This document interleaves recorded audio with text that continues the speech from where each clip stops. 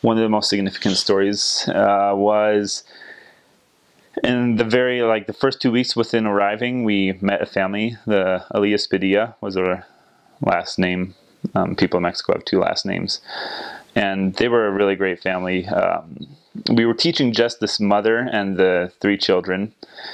And as we taught them, they were progressing very quickly. They were ready to be baptized within 2 weeks. And however, we hadn't seen the father because he had a taxi job during the day, and it wouldn't allow us to teach him during the day.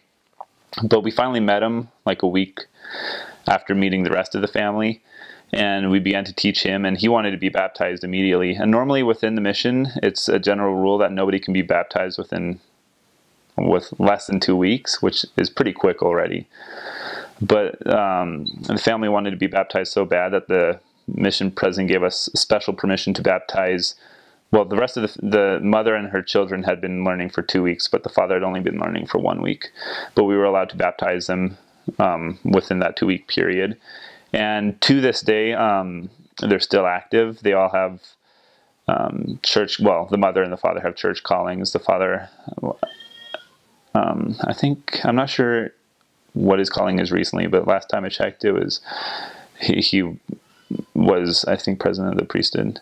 They're doing great. I've talked to them occasionally and messaged them on Facebook, and it's really remarkable that to have seen this family progress so quickly. And of course, we visited them after they were members, and we had lots of opportunity to see them grow, and it was very impressive. And that's probably one of it happened so early in my mission, but that was one of my most valued experiences. I had the chance to see a lot of people convert and become strong in the gospel.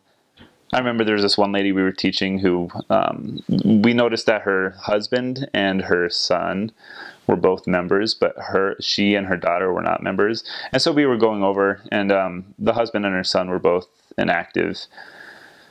They'd only come occasionally to church. So we went over mainly to reactivate the son and the father. But when we started talking to her, and she'd always say, like, oh, I just can't believe in the Book of Mormon. I can't believe in the Book of Mormon. That's why I don't want to be baptized. And she'd been to church too, probably just as much as the father and the son.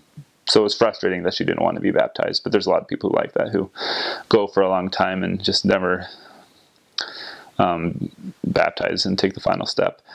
However, I remember, and that was her problem, like she couldn't accept the Book of Mormon. So we kept visiting her, and she kept saying basically the same thing. And for a while we started to peter off visiting her as much, because in the mission there's a lot in Mexico, there's a lot of opportunity to baptize. So if somebody's not progressing, you usually decide to spend that time that you would be spending with them with somebody else, so that you can make sure you're spending your time with the people who are willing to progress. But anyway, so we were sort of beginning to lose a little bit of hope in her, but we'd been praying. I had been praying a lot for her that she could accept the Book of Mormon. I remember sitting with her one day, and she'd made us, just tortillas and beans, and we were eating a dinner with them one night. And she just out of the blue told us, oh, I believe in the Book of Mormon now. And I didn't even understand what she said at first, because I was like, it was just such a shock. And it took me like 5 seconds to register, and yeah, she was baptized within 2 weeks after that. It was very cool, like just the sudden change of heart, and it shows that prayers really can work, and faith. And sometimes you start losing hope with people, and you start losing faith that somebody can progress. But then you just need to be diligent and like not lose hope in people and their ability to change. I think the most impressive thing was how many people were willing to accept the gospel. Sometimes they're hard to find, but then you find that person who's just able, like so prepared by God, and so able to progress quickly. I remember one of my earlier converts, his name was Jorge Garcia Mendez, and he was an older man. I think he was around his 70s. He was very old. And sometimes you'd think that somebody that old wouldn't be willing to change, but I remember we started teaching him, and he took a little bit longer than some people, but he was willing to accept every challenge as we gave it to him. We told him we taught him about the word of wisdom, and he stopped he'd already stopped drinking long ago because he had felt it was just a bad thing. I don't think he didn't smoke at the time. The only problem he had was he drank coffee, but once we told him it was bad, he stopped drinking it immediately.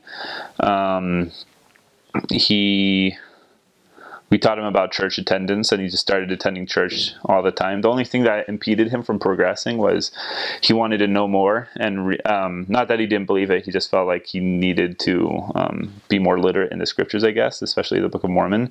And so he just started like plowing on through the Book of Mormon and reading it very quickly, and that was exciting. And he was soon baptized, and it was just, I think that experience was very impressive, just to see somebody who's had so much experience in life. And a lot of the times we expect them to be so grounded in their beliefs that they wouldn't change, but he was able to change, and that was definitely because of Spirit, and because it wasn't by our merit, like it wasn't because of the missionaries, it's because God was working through him, and that was a very significant experience. And I'd say that too, like as a missionary, you won't baptize or convert or get anybody to go to church because of you. Anybody who has a significant conversion is because God and the Spirit worked through them. And so it's always important that we're obedient and working hard enough to deserve the companionship of the Spirit, so that people can actually be converted. Otherwise, if you're not obedient and if you're not working hard, then I can guarantee you that you'll have little to no success.